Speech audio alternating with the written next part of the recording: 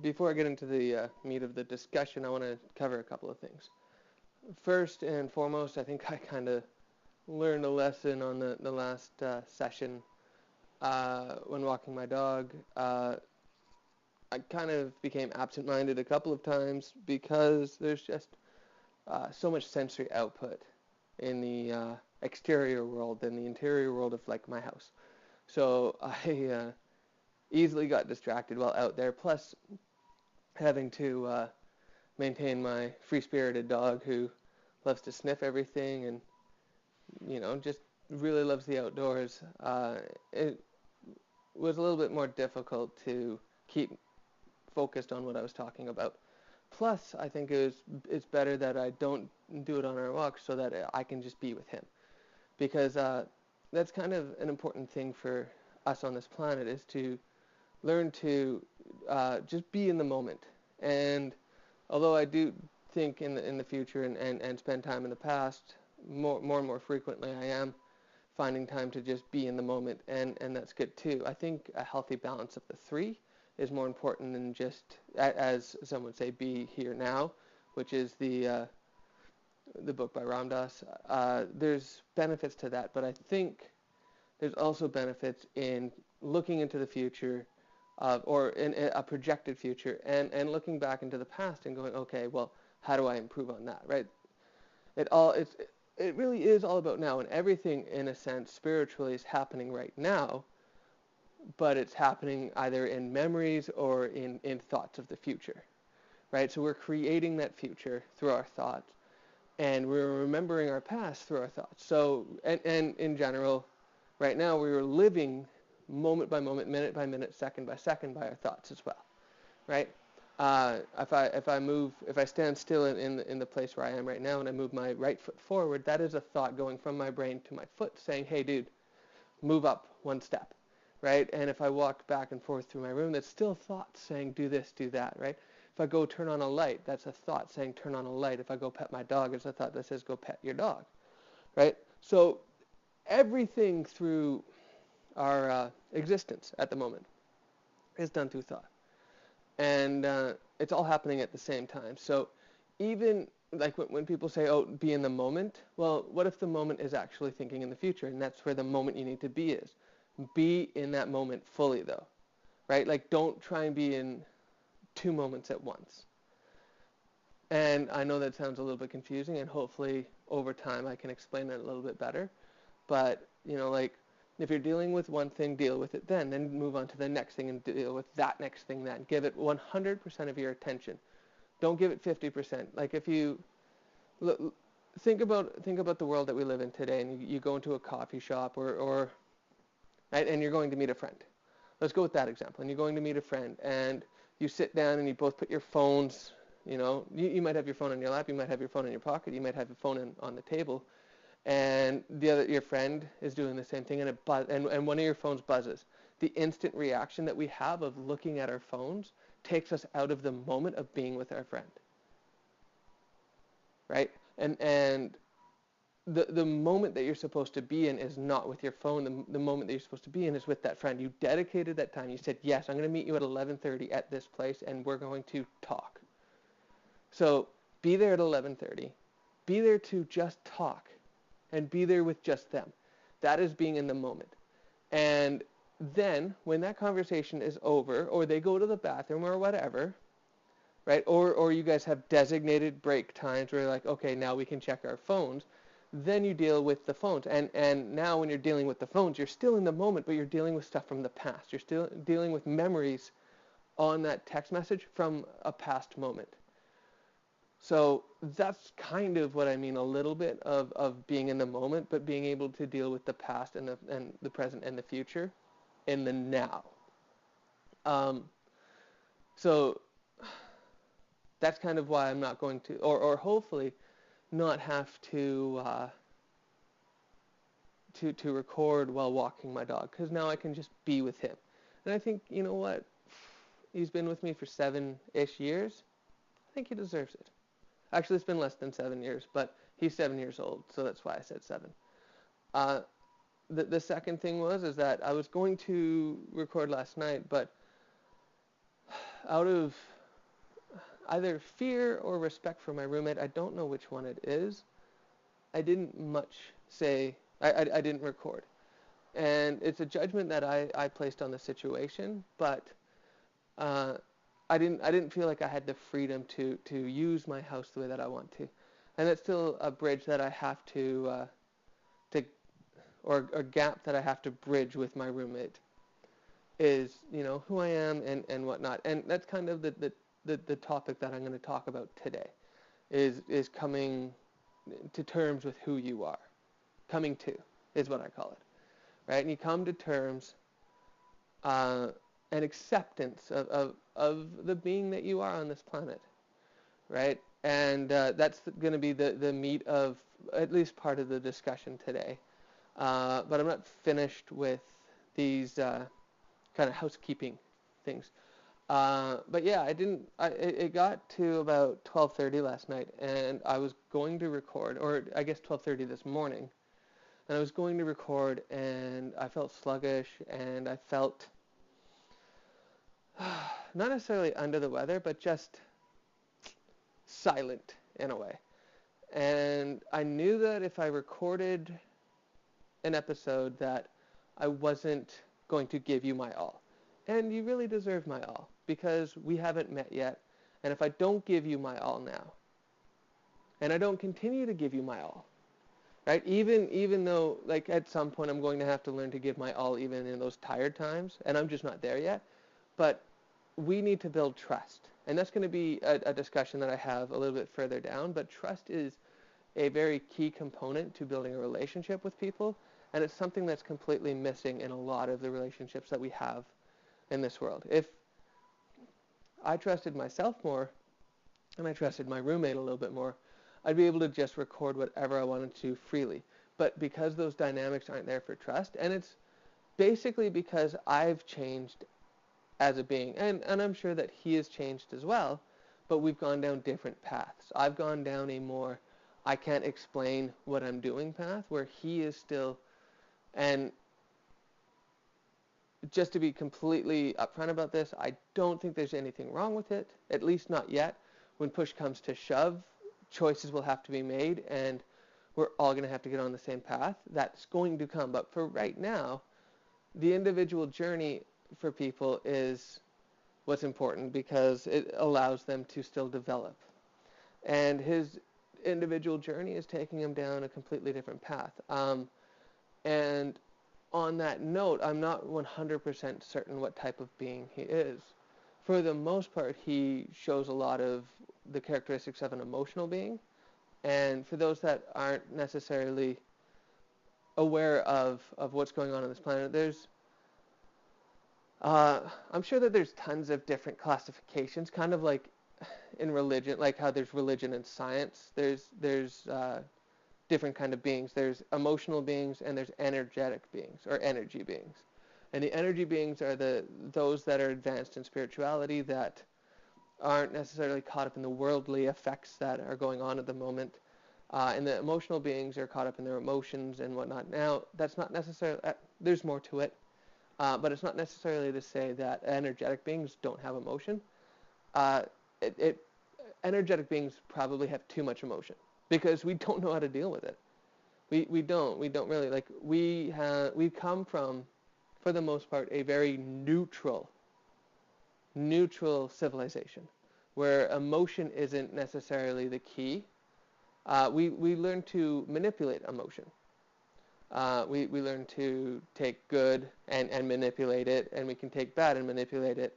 And we don't look at it as good or bad. We just look at it as a frequency or an energy or whatnot, and we use it when we need to use it in certain circumstances. But on this planet, there is no neutrality, at least not in the sense that we kind of need it to be.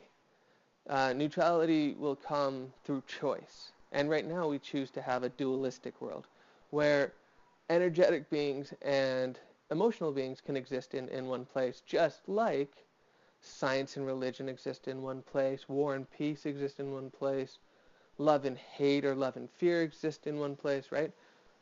Duality, yin and yang, and a little bit like, the circle with half black, half white, with a little bit of black and a little bit of white in each different shade, right? That is what is going on this planet, right? Even those that we would consider have pure hate within them, like a guy like Adolf Hitler, in a sense, right?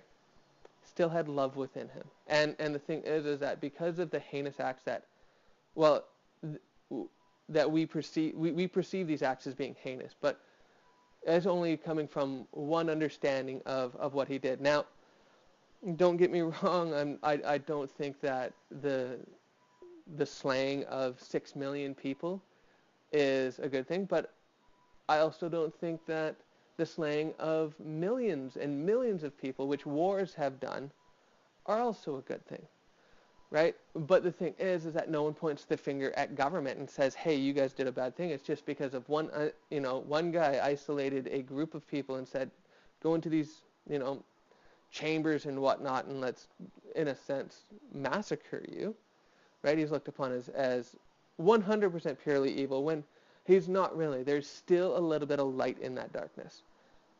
Now, that light, and of course you have to look at that as in a completely different way of thinking and not in, unfortunately, a human way of thinking. If you can look at it objectively as, let's say, a complete outsider looking down, and you see his interactions, I'm sure that he was he was apparently a vegetarian. And a lot of people that are vegetarians in this day and age are doing it not only for the health benefits of not eating the tainted meat that's on this planet, but also because they care about animals. Now, you can't care about animals without having love. So, case in point, Mr. Hitler, who was evil to a race of people, which I have theories on as to why he did that, other than just why we think he did, had a little bit of love. And that just is an example of the darkness having a little bit, or the black having a little bit of white in it. Just like there are tons of people with, that are full of love that have a lot of fear, not a lot, but have fear in them, right? I don't have, I'm not going to come up with examples right now, but that's just, right? We live in a dualistic society, and that's, when we bring it all back, it's why I didn't record last night, is because out of respect to my roommate and, out of fear of myself, I didn't feel like I had a secure place to record my thoughts and give you my all. And that's just because right now we're on two different paths, and we're two different types of beings. Of course, again, this is just a judgment that I'm making of it, but that's something that I learned. And the other thing is that I had a very restless sleep, but I got a phone call from my sister this morning, and we had an amazing conversation, and I'm very jacked up right now. And if we look at all the variables that came into play there, perhaps I wasn't supposed to record last night, because you guys are getting this right now, which I think is way more important. Lastly, I don't know if you can hear it or not, but if you hear squeaking every once in a while in the session, that is because there is my dryer is on the fritz. It's on its last legs. It's been with us for well over 10 years. I rent, and I therefore don't necessarily think it's my place to replace this dryer. I think it's more because it's an appliance, like a big appliance. I think it's up to my landlord to do that, but they're a little bit on the cheap end, which is okay. It's cheap rent too. It's not like I'm living in a luxury suite in some downtown apartment. I live in the burbs. It allows me to stay away from people as much as possible so that I can continuously regain my energy and whatnot. But yeah, the squeaking is because of the dryer, because it's on, because we need to dry our clothes. But I am very grateful for everything that dryer has done for us, because it has been with us for 10 years. It's kind of, depending on how you want to look at it, a member of the family, and it's going to be, although it still runs, it's just, it's lost its youth in a way. And hopefully Uh, it probably won't, because I don't know what our landlord's going to do with it, but it'll, at least once it leaves me, I'll give it somewhat of a blessing of saying thank you, and it will go into whatever afterlife those machines have. But yeah, that's what the squeaking's about. So, with all of that out of the way, let's move into the meat of this all. So, over the last, I'd say, 6 to 8 months, I've had a very, very big, I would say, awakening. I wouldn't say that I am necessarily awake, just like I don't think anybody, and I mean anybody, unless someone can prove to me that they are awake, as in not on this, like they shift time between this planet and the world above us, or the worlds above us, in their waking life. So we are standing side by side, and they are telling me, or not side, but like face to face, and they can, in a sense, however proof needs to be shown that they are in between those two states, then I will accept the idea that they are awake. But for the most part, we aren't awake. What's happening to us is, for this idea of being awake, in quotation marks, is we are waking up from one dream into another, from one layer to another layer, but we're not fully awake. And anybody that says they're fully awake is bullshitting you, right? I think that I have woken up a lot more than other people on this planet, and that's not something that I'm bragging about. It's just a fact. And it's something that I have been so afraid to accept and come to terms with, and that's why this this session right now is important to me. I'm coming to terms with who I am, and what I equate it to is I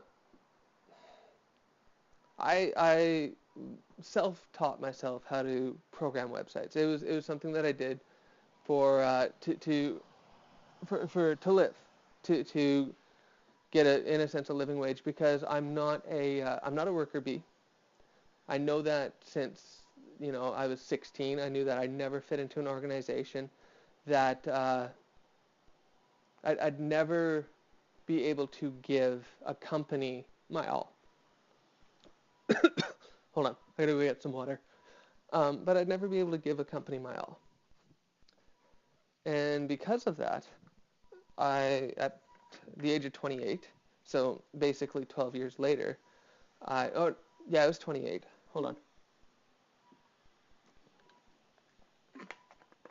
I quit my desk job in the film industry, and kind of went off on my own and started writing screenplays. And to supplement my income, I learned how to do graphic design, all on my own, never taking a class. And HTML and CSS was really easy for me to learn, but as more languages have progressed in web development, I didn't have the time to dedicate to that, because I've always just wanted to be a writer and a speaker, which is the path that I'm taking now, and it's becoming a lot more fun. But I'm glad that I have the basis in programming, because now I can give this example. So, take a character like Zuckerberg or any other amazing web developer out there. Would you, if you were to put us side by side and type stuff out and whatnot, would you say, oh, Mike is equal to Mark Zuckerberg when it comes to programming? I would say 100% of people. There isn't a shadow of a doubt that this would be the answer, but 100% of people that you would ask if I'm a better or just as equal of a programmer as Zuckerberg, they would say no. They would say that he is better than I am. And the thing is that I can accept that, because I am not a better programmer than him. However, and this is something that kind of upsets me. It drives me nuts, and I have difficulties expressing it in a more positive light. So I'm going to do my best to do it here. There are some people on this planet who have the ability to be open, to be completely open to what is going on and beyond this planet. And those people are more adept at spirituality than other people. They are, in a sense, what some would call way showers, or ascended beings that have come back down, or these like seeds, not necessarily star seeds, but these other like people that plant seeds in other people to help them grow. There are beings on this planet that are higher up in the chain of spirituality than other people. And the thing is that I'm one of those people. I don't believe that I'm one of those people. I just am. It's something that I can't help. I can't help but be open to all of this stuff at a different level than other people on this planet. And that's not to say that other people are, horrible because they aren't at the same level that I am. We are just at different levels. And we can all get up to that level. Just like in, there's that saying that Jesus basically believed that everybody could do what he did, right?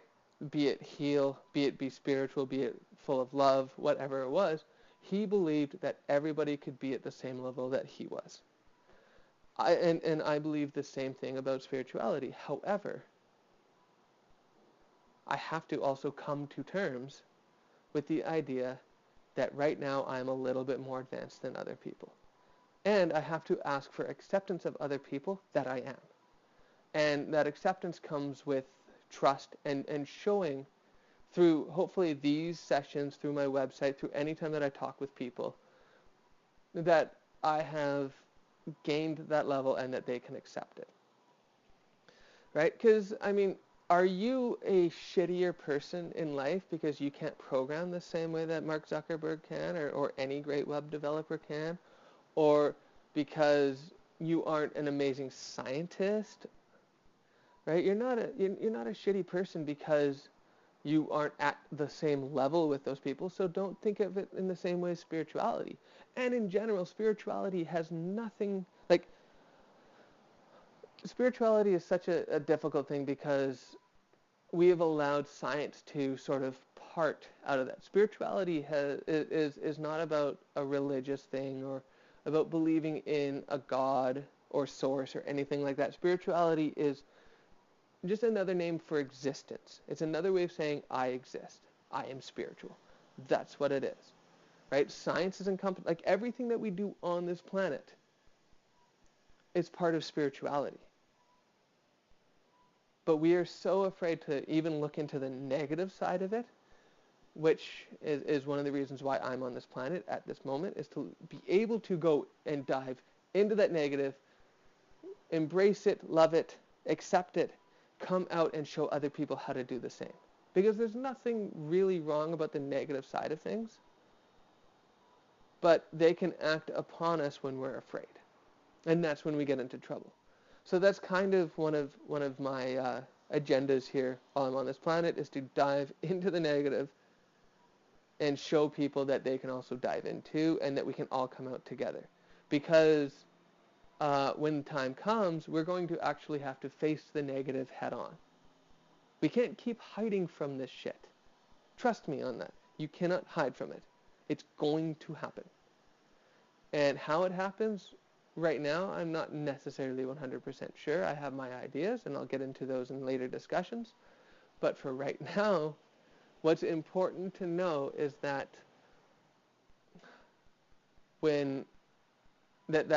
yes, I do think that I'm more spiritually developed than a lot of people on this planet, but it doesn't make me better than anybody else that's here.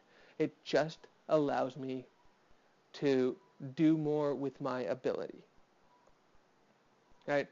Kind of like you take the movies of like X-Men, right? And you look at all the different characters in there, like Wolverine, Magneto, Professor X, Mystique. All of those beings aren't better than the other. They have their abilities, and those abilities help each other out, right? So there's going to be some people that are differently spiritual as me, that help out, right? And whatnot. And science people are amazing in this aspect too. If they could ever just get onto the idea that they are under the umbrella of spirituality, just like religion is, and we all come into one, we'd have so many more advances going on. And we'd actually come to terms with the main goal on this planet, which is acceptance and equality of everything. But because we aren't there yet, and that's one of my another goal of mine is to get us there, which is a lot to do in one lifetime, but it's possible. It is to show how we can accept everything, because when we get to that next level, that's going to be the key. Is whatever's on that next level is going to have to learn to trust us again. And in order for them to trust us again, we need to actually accept them not as our superior, but as our equal. But that was something big for me that I had to overcome, and in a sense come to, is the conclusion that I'm just more advanced. And I'd always hide it from people, and for the most part, people made me feel like shit about it. They did not make me feel good about my thoughts on spirituality at all. And it's not, it had nothing to do with me. It had to do with their fear. Right? But it also had a little bit to do with me, I guess, because I was still insecure in who I was. And I wasn't ready to take on who I am at as big a level as I am now. And so, you know, one of the biggest things is to start looking at who we are. And, you know, the good, the bad, the neutral, whatnot, and accept it all. And also accept the fact that that's going to change. The being that I am right now is not the same being that I was 2 months ago, and it's not the same being that was 6 months ago, and it wasn't the same being a year ago, and so on. I have rapidly evolved into something else because I've learned to accept who I am. And the thing is that you can do the same thing. We can all rapidly advance together.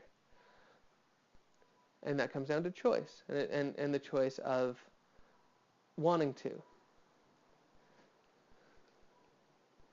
So, and that's kind of where I came to about a week ago, was the fact that I needed to take this to the next level, and I needed to come to terms with the idea that who I am is never, ever going to go away. It's always going to be with me. And I could do one of two things with it. I can either, and there we go again, duality, right? I can either keep it hidden, or I could give it out to the world. And I could give it out to the world for free, and I could allow people to make up their own minds about it. And to be honest with you, I am so happy and grateful that I've gone the other way than keeping it hidden. Because although I may lose a bunch of important people in my life, and that's just the way it is, I believe that I'm going to gain so many more great people because I'm open and honest about who I am now. And because of that, I'm going to be able to inspire a whole bunch of people. And again, we are taught in New Age beliefs that, well, at least this is my understanding of it, that we're never supposed to put ourselves above other people. And I'm doing my best not to, but we also have to play to our strengths. And one of my strengths is the ability to completely think outside the box. So, you know, if the box was, I don't know if I said this already in this podcast or in another one, or if I said this to a friend, but if the box was, you know, on this planet, and say, I live near Vancouver, BC, but if it was on a beach in Vancouver, and that box was there, and everybody else was inside that box, or a lot of, you know, people were thinking inside that box, where I would probably be on Mars, or I might be in a completely different realm than here. That's, you know, and that's not to toot my own horn, and it's not to think that I'm better than people, because there's a lot of greatness that comes out of thinking inside the box too. We have progressed as a civilization to this point by thinking, you know, like thinking outside the box and then bringing that inside the box and expanding the box out and making the box bigger, right? And then we go outside the box and we go, gather more information, go back inside the box and make it bigger. So right now what I'm doing is, hopefully, if those listening to this will allow it to happen, this is my attempt to come back into the box and help expand the box. For the most part, though, it is time that we all, whether or not it deals with spirituality, or you have a love and a passion for something that you really want to do, and you're way too afraid to take it on because of what people will think, or the fact that that if you take it on, you can't ever go back. Just know that, one, there's people that are out there that are doing the same thing as you, and maybe one of your goals should be to go and find those people, like me. And the other thing is that you're going to benefit so much more by going that route. But by finally coming to terms with who you are, accepting who you are, loving who you are, and I challenge all of you out there, because this is one of the most difficult things that you can do, is to go to a mirror and have an actual true conversation with yourself. With your reflection. I don't even know if that's yourself, but the projection that's in that mirror, look it in the eyes, look that projection in the eyes, look yourself in the eyes right there. Say you love you, genuinely say you love yourself, and have conversations with yourself. I do that on every state that I possibly can, except for, and it's something that I gave up in October, which I'm so thankful for. I don't do it with drinking, but if I have cannabis in my system, or I have mushrooms in my system, so psilocybin, or even in a neutral state, I will go up to the mirror and I will say, I love you, I respect you, I honor you, I know that I'm here for a purpose and whatnot. And that's only something that I've started to do in the last month. I'm not saying that I've done that always, but it has helped me get to this moment right here. And it has allowed me to record this, have the strength to record this, then have the strength to make a video of it. Like there's steps to all of this, and every step that I take, I could easily just say, no, I don't want to do this, or I'm too tired, or something like that, and make an excuse to say, no, I don't want to put this out to the world. And one of them is to record this, what I'm doing right now. The second step is to make a video out of it, so I need to make I don't know if placard is the right thing, but like a title card. Maybe that's better, title card for the video. Right, and I have to marry the video and the audio together. I just use iMovie, and then I have to extract it. Then I have to upload it to YouTube. I have to write in all the descriptions and whatnot. Those are a lot of excuses right there to say to allow me not to put this out there, right? But because I've allowed me to come to terms with who I am, I'm able to do that now. And I guarantee you there are things in your life right now that you want to do, that you're too afraid to do because it may seem like a lot of work, or you don't think people will like it, or you don't think you will be good enough to do it. And I say, before you do any of that, go into the bathroom, go find a mirror and talk to yourself, and let yourself know, let that inner being know that it's going to be good and everything will turn out the way it's supposed to. But that won't happen until you decide to start to come to terms with who you are. And once you make that decision, it gets a lot easier to come into terms of who you are. And once that happens, you can accept who you are, and you can start taking those steps forward. And as Martin Luther King said, the issue that I have is I didn't live back then, so I have to take the internet as its word, and we all know that the internet, there's a lot of memes out there with, one great saying said by another person with an image of a completely different person on it. So we don't know if the internet is the truth or not, but there's this great saying, and it's attributed to MLK, and it's that you don't need to see the entire staircase, you just need to see the first step.